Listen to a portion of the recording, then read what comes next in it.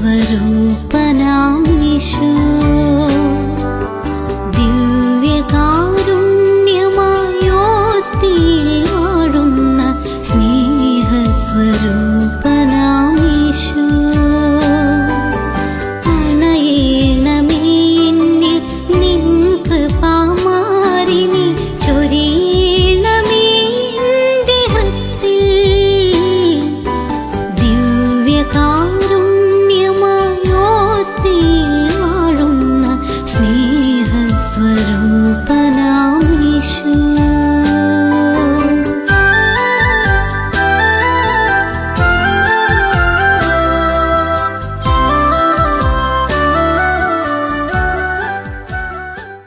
പ്രിയപ്പെട്ടവരെ, യേശുക്രിസ്തു ദൈവമാണെന്ന സത്യം നിങ്ങൾ ആരൊക്കെ ഇപ്പോൾ വിശ്വസിക്കുന്നോ അവർ സ്വതന്ത്രരാകും. പാപത്തിൻ്റെ അടിമത്തം അവരെ വിട്ടുപോകും. കാരണം ഈശോ പറയുന്നുണ്ട്, നിങ്ങൾ സത്യം അറിയുകയും സത്യം നിങ്ങൾ സ്വതന്ത്രരാക്കുകയും ചെയ്യും. കൊർണേലിയൂസ് എന്ന് പറയുന്ന വിജാതീയനായ ഒരു മനുഷ്യൻ്റെ വീട്ടിൽ സമ്മേളിച്ചിരുന്ന വിജാതീയരോട് പത്രോസ് യേശുക്രിസ്തുവിനെ പ്രസംഗിച്ചു കൊണ്ടിരുന്നപ്പോൾ എന്ത് സംഭവിച്ചെന്ന് പറയുന്നുണ്ട്. 10-ാം അധ്യായം അപ്പോസ്തല പ്രവൃത്തി 10:44 ഇങ്ങനെ പറയുന്നത്, പത്രോസ് ഇത് ഏതാ യേശു ക്രിസ്തുവിനെ സംബന്ധിച്ച സുവിശേഷമാണ്. ഇത് പ്രസംഗിച്ചുകൊണ്ടിരുന്നപ്പോൾ കേട്ടുകൊണ്ടിരുന്ന എല്ലാവരുടെ മേലും പരിശുദ്ധാത്മാവ് വന്നു. ഹല്ലേലൂയ, ഹല്ലേലൂയ, ഹല്ലേലൂയ. 2000 വർഷങ്ങളായി യേശു ക്രിസ്തുവിനെ പറ്റിയുള്ള സുവിശേഷം കേൾക്കാൻ വേണ്ടി ജനം വലഞ്ഞ് ഓടുകയാണ്. എല്ലാ ധ്യാന കേന്ദ്രങ്ങളും നിറഞ്ഞു കവിയുകയാണ്. എല്ലാ കൺവെൻഷൻ ഗ്രൗണ്ടുകളിലും ജനം വന്ന് കാത്തിരിക്കുകയാണ്. യേശു ക്രിസ്തുവിനെ സംബന്ധിച്ച സുവിശേഷമാണ് സത്യം. ആ സത്യം അറിയുന്നത് വരെ മനുഷ്യൻ അസ്വസ്ഥനായി മുന്നോട്ട് പോകും. യേശു ക്രിസ്തു പറയുന്നുണ്ടത്, അന്ത്യത്താഴത്തിൽ പറയുകയാണ്, നിങ്ങളുടെ ഹൃദയം അസ്വസ്ഥമാകാതിരിക്കട്ടെ, ദൈവത്തിൽ വിശ്വസിക്കുന്നതോടൊപ്പം എന്നിലും വിശ്വസിക്കുവിൻ. യോഹന്നാൻ 14:1. നിങ്ങളുടെ ഹൃദയം അസ്വസ്ഥമാകാതിരിക്കട്ടെ, ദൈവത്തിൽ വിശ്വസിക്കുവിൻ, പോരാ എന്നിലും വിശ്വസിക്കുവിൻ. അത് പരിഭാഷപ്പെടുത്തി ഇങ്ങനെ പറയാൻ പറ്റും, പാരഫ്രൈസ് ചെയ്ത്, അസ്വസ്ഥരായിരിക്കുന്നവരെ അതിനുള്ള പരിഹാരം ഇതാണ്, നിങ്ങൾ ദൈവം തന്നെയായ എന്നിൽ വിശ്വസിക്കുവിൻ.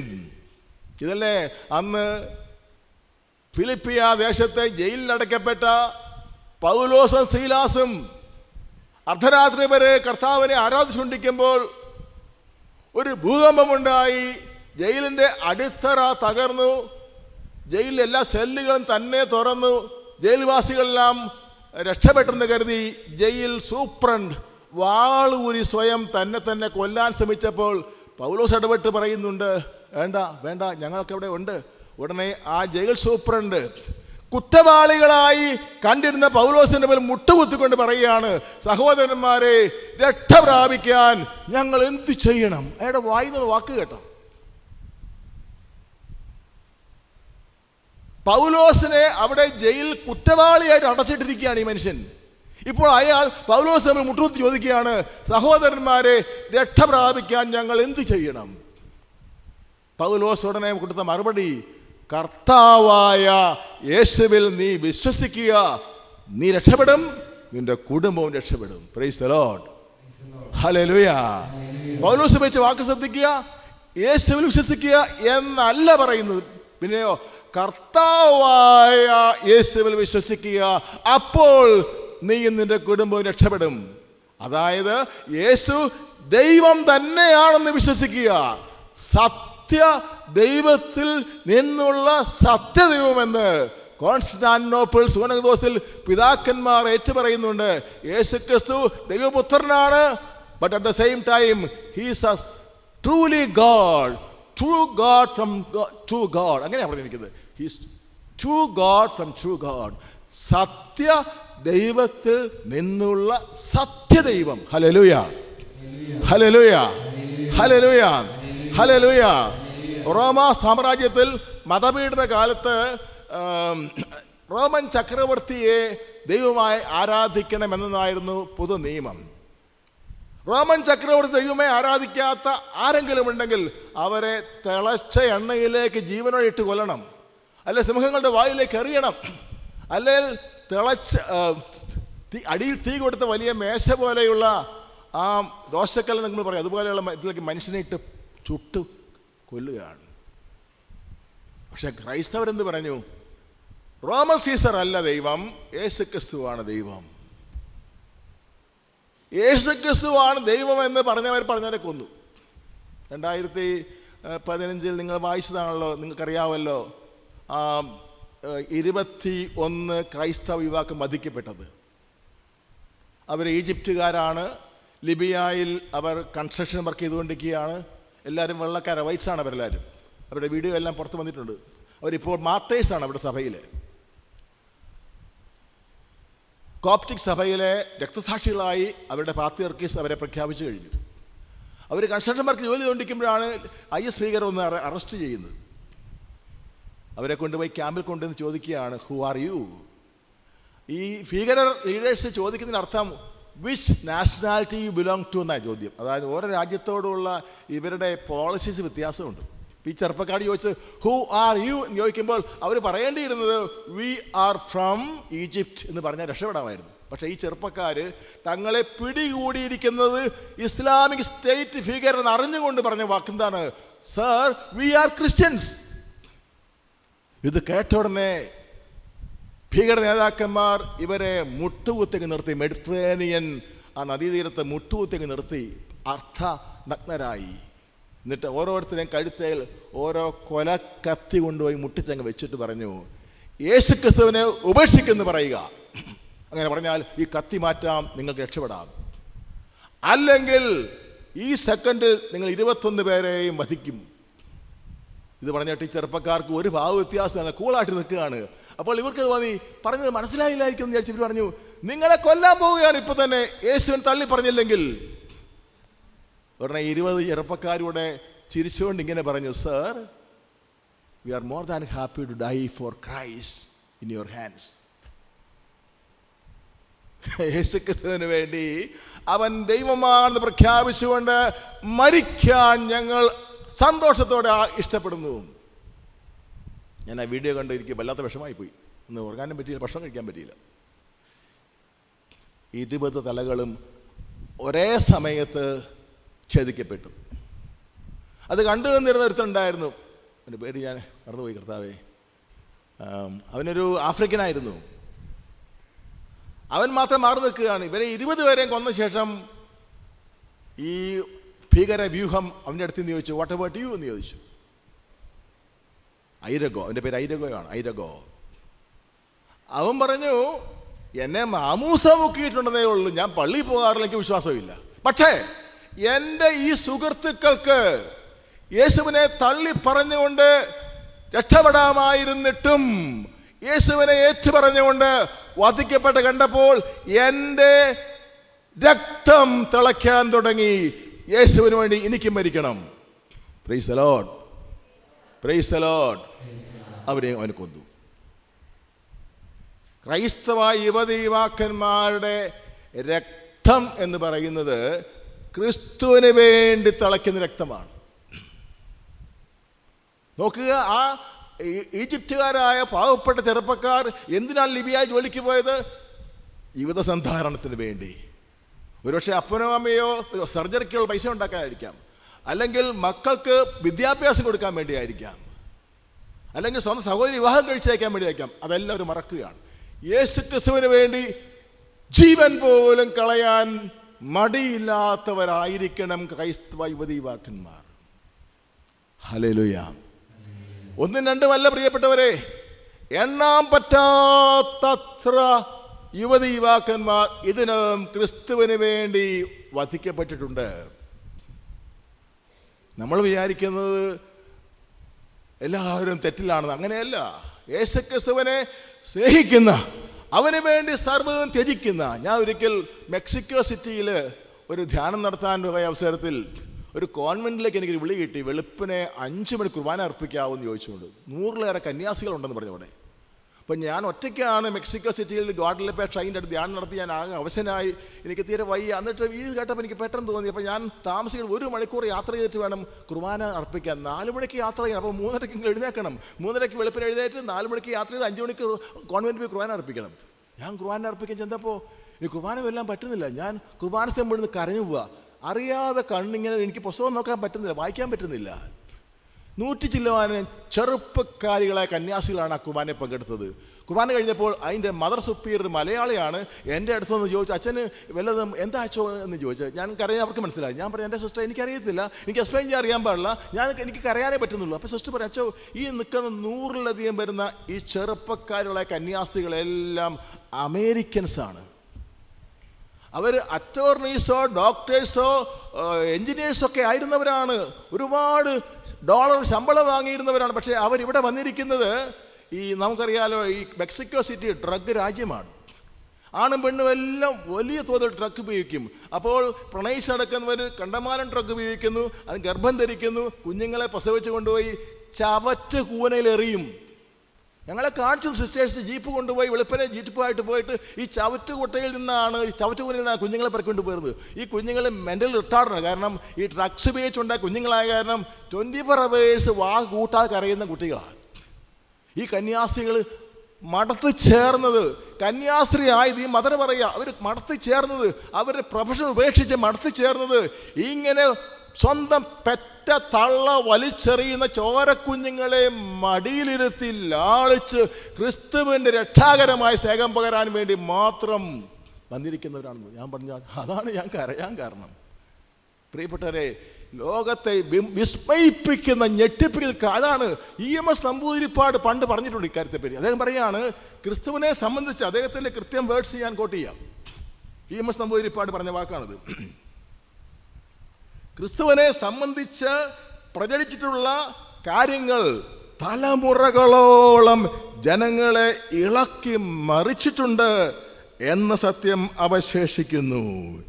ഇന്നും കോടാനുകോടി ജനങ്ങൾ അവയെല്ലാം സത്യമാണെന്ന് വിശ്വസിക്കുകയും അവയെക്കുറിച്ച് ഓർത്തോർത്ത് ആവേശം കൊള്ളുകയും ചെയ്യുന്നു. ക്രിസ്തുവിൻ്റെ ആത്മത്യാഗം സംബന്ധിച്ച ഓർമ്മ 2000 വർഷങ്ങൾ കഴിയാറായ ഇന്നും വലിയൊരു വിഭാഗം ജനങ്ങളിൽ ത്യാഗപൂർവമായ ജീവിതത്തിന് പ്രചോദനം നൽകുന്നു. EMS ചോദ്യോത്തരങ്ങൾ നമ്പർ 7 കൊട്ടിയിരിക്കുകയാണ്. കണ്ടോ അദ്ദേഹത്തിൻ്റെ വാക്ക് കേട്ടോ. ക്രിസ്തുവിൻ്റെ മരണം നടന്നിട്ട്, അല്ലെങ്കിൽ ആത്മത്യാഗം അദ്ദേഹം ഉപയോഗിച്ച വാക്ക് നല്ല വാക്കാണ് അല്ലേ. ക്രിസ്തുവിൻ്റെ ആത്മത്യാഗം സംബന്ധിച്ച ഓർമ്മ 2000 വർഷങ്ങളായി കഴിയാറായി എന്നും വലിയൊരു വിഭാഗം ജനങ്ങളിൽ ത്യാഗപൂർവമായ ജീവിതത്തിന് ആവേശം നൽകുന്നു. ഹല്ലേലൂയ. അതുകൊണ്ട് യുവാവേ, യുവതി, നിന്റെ ജീവിതത്തിന് ഒരർത്ഥവുമില്ല മറ്റുള്ള ആൾക്കാരെ പോലെ നീ പാപത്തിലും തിന്മയിലും ലൗകിക സുഖങ്ങളിലും ആഡംബരങ്ങളിലും പണക്കൊതിയിലും ജീവിച്ചാൽ നീ ജനിക്കാതിരിക്കുകയായിരുന്നതിൽ ഭേദം. യേശുക്രിസ്തുവിനെ സ്നേഹിച്ച് അവന്റെ ആദർശങ്ങൾ ജീവിതത്തിൽ പകർത്തി ലോകത്തെ രക്ഷിക്കുന്ന രക്ഷകയായി നീ മാറാൻ ദൈവം ആഗ്രഹിക്കുന്നു. Hallelujah, hallelujah. ബൈബിൾ ചരിത്രം പഠിക്കുമ്പോൾ കാണാം, ദൈവം എന്നും പ്രത്യാശ വെച്ചിരുന്നത് പ്രായമായവരിൽ ആയിരുന്നില്ല. മോശയ്ക്ക് എത്ര വയസ്സുണ്ടായിരുന്നു? കർത്താവിനെ പ്രത്യക്ഷപ്പെട്ടപ്പോൾ അവനൊരു യുവാവായിരുന്നു. സാവൂൾ യുവാവായിരുന്നു. മർക്കോസ് സുവിശേഷത്തിൽ നമ്മൾ ഇങ്ങനെയാണ് വായിക്കുന്നത്, യേശുവിൻ്റെ അടുത്ത് ഒരു ചെറുപ്പക്കാരൻ വരുന്നു, അവനെ ധനികനായ യുവാവെന്ന് മത്തായി വിളിക്കുന്നു. മർക്കോസ് ധനികനായ യുവാവെന്ന് പറയുന്നില്ല, ധനികൻ എന്നേ പറയുന്നു. പക്ഷേ മത്തായിയും മർക്കോസും കൂട്ടി വായിക്കുമ്പോൾ നമ്മൾ അമ്പരപ്പിക്കുന്ന കാര്യമുണ്ട്. ഈ ചെറുപ്പക്കാരൻ ധനികൻ എന്ന് മത്തായി വിശേഷിപ്പിച്ച ആൾ യേശുവിൻ്റെ അടുത്ത് പറയുകയാണ്, ഗുരോ, നിത്യജീവൻ പ്രാപിക്കാൻ എന്താണ് ചെയ്യേണ്ടത്? അവൻ്റെ ചോദ്യം കേട്ടോ. ഇവിടെ ഇരിക്കുന്ന ചെറുപ്പക്കാരൻ എന്താ ചോദിക്കുന്നത്? കാനഡയിൽ പോകാൻ എന്ത് ചെയ്യണം? UK പോകാൻ എന്ത് ചെയ്യണം? OET പാസ്സാകാൻ എന്ത് ചെയ്യണം? IELTS പാസ്സാകാൻ എന്ത് ചെയ്യണം? അല്ലേ? ഈ ചെറുപ്പക്കാരൻ ചോദിക്കുകയാണ്, ഗുരു, നിത്യജീവൻ പ്രാപിക്കാൻ എന്ത് ചെയ്യണം? ഈശോ കൂളായിട്ട് പറയുകയാണ്, പ്രമാണങ്ങൾ പാലിച്ചാൽ പോരെ. പുള്ളി പറഞ്ഞു, പ്രമാണം പാലിക്കുന്ന കാര്യത്തിൽ ഞാൻ ബെസ്റ്റാണ്, എന്നെപ്പോലെ കാര്യമില്ല, ഞാൻ ചെറുപ്പം മുതൽ എല്ലാ പ്രമാണം പാലിക്കുന്നുണ്ട്. ഈശോ അത് ഡിനൈ ചെയ്യുന്നില്ല. അവൻ അങ്ങനത്തെ നല്ല പയ്യനാന്നേ, നല്ല പയ്യനാണ്. പക്ഷേ ഈശോ എൻ്റെ മുഖത്ത് നോക്കി ഒരു കാര്യം പറയുന്നു. എന്താ ഓർക്കുന്നില്ല? എന്നാ പറഞ്ഞേ? ഈശോ എന്താ പറഞ്ഞേ?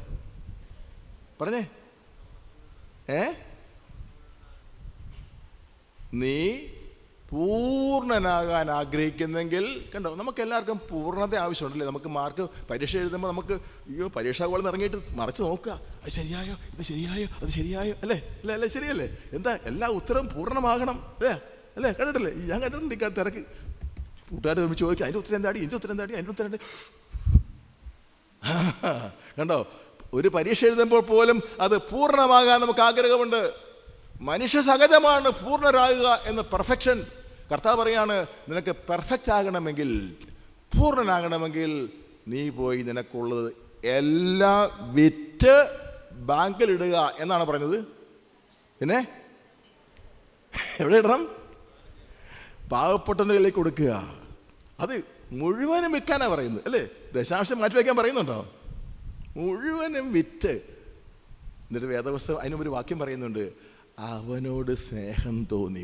POCയുടെ ലേറ്റസ്റ്റ് ട്രാൻസ്ലേഷനിൽ ആ വാക്ക് ഇങ്ങനെ കിടക്കുന്നത്, ഈ ചെറുപ്പക്കാരനെ കണ്ടപ്പോൾ ഈശോയ്ക്കറിയാം ഈശോയെ വിട്ടവൻ പോകും, ഉറപ്പാ. അവൻ സമ്പത്തിൻ്റെ അടിമയാണ്, അവൻ സമ്പത്തിന് പുറകെ ഓടും. ഈശോയെ ഉപേക്ഷിക്കുന്നത് മുൻകൂട്ടി അറിഞ്ഞിട്ട് പോലും അവിടെ എഴുതിയിരിക്കുന്നത് ഇങ്ങനെയാണ്, യേശുവിന് അവനോട് സ്നേഹം തോന്നി, ഇങ്ങനെ പറഞ്ഞു, നീ പോയി നിനക്കുള്ളതെല്ലാം വിറ്റ്. പ്രിയപ്പെട്ടവരെ, ചിറ്റൂർ ധ്യാന കേന്ദ്രം ഈ യുവജനങ്ങൾ രക്ഷയ്ക്ക് വേണ്ടിയുള്ള ശുശ്രൂഷയ്ക്ക് മുൻഗണന കൊടുക്കാൻ, പരമപ്രാധാന്യം കൊടുക്കാൻ കാര്യം ഇത് തന്നെ. യേശുക്രിസ്തുവിൻ്റെ ഈ ഹൃദയ രഹസ്യം ചെറുതായിട്ട് മനസ്സിലായി ഞങ്ങൾക്ക്. എല്ലാ യുവകാന്മാരോടും അവരെത്ര വഴുതെറ്റിപ്പോകുന്നവരാണെങ്കിൽ പോലും ഈശോ അവരെ ഓരോരുത്തരെയും അത്യധികമായി സ്നേഹിക്കുന്നു, അപാരമായി സ്നേഹിക്കുന്നു. ഹല്ലേലൂയ, കരകർത്തി ഹല്ലേലൂയ, ഹല്ലേലൂയ. നിങ്ങൾക്ക് ഉറപ്പായി പറയാം, ഇത് എന്നെ സ്നേഹിക്കാൻ ഒരാളുണ്ട്. ഹല്ലേലൂയ, ഹല്ലേലൂയ. എന്നെ സ്നേഹിക്കാൻ ഒരാളുണ്ട്, 100% ഉണ്ട്. ആ ആൾ ഒരിക്കലും എന്നെ ഉപേക്ഷിക്കുകയില്ല. ഇബ്രാഹിം ലേഖനത്തിൽ പറയുകയാണ് കർത്താവ് 13:5, ഞാൻ നിന്നെ ഒരു വിധത്തിലും അവഗണിക്കുകയോ ഉപേക്ഷിക്കുകയോ ഇല്ല. Price the Lord, price the Lord, hallelujah. യുവതി യുവാക്കൾ ആഗ്രഹിക്കുന്നതിന് വേണ്ടിയാണെന്ന് എല്ലാവർക്കും അറിയാം, സ്നേഹത്തിന് വേണ്ടിയാണ്. ബെനഡിക്ട് പാപ്പ പറയുന്നൊരു കാര്യമുണ്ട്. ബെനഡിക്ട് പാപ്പ തിരുത്തിയിട്ട് പറയാണ്, മനുഷ്യൻ്റെ ഏറ്റവും വലിയ ആവശ്യം സ്നേഹിക്കപ്പെടുക അല്ല. അതിനെന്താ പറയുന്നത്? കാരണം ആയിരുന്നെങ്കിൽ നമ്മൾ സ്നേഹം കൊണ്ട് തൃപ്തിപ്പെടുമായിരുന്നു. ഈ ഭൂലോകത്ത് ആരും പറഞ്ഞിട്ടില്ല, മതിയേ ഇനി എന്നെ കൂടുതൽ സ്നേഹിക്കണ്ടേ എന്ന് പറഞ്ഞിട്ടില്ല. 99 വയസ്സായ അപ്പാപ്പനും പറയുന്നതാ, എൻ്റെ ഭാര്യയ്ക്ക് എന്നോട് പഴയ പോലെയുള്ള സ്നേഹം ഇപ്പോ ഇല്ല, വേറെ വല്ലയിടത്തോടെ നോക്കിയൊന്നും അറിയത്തില്ല അവൾ.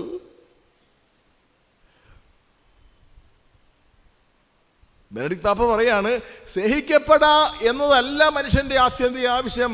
ആയിരുന്നെങ്കിൽ മനുഷ്യൻ സ്നേഹം കിട്ടുമ്പോൾ തൃപ്തിപ്പെടേണ്ടതായിരുന്നു. പാപ്പ പറയാണ്, സ്നേഹിക്കപ്പെടുകയല്ല മനുഷ്യൻ്റെ ആത്യന്തിക ആവശ്യം, മറിച്ച് സത്യം അറിയുകയാണ്.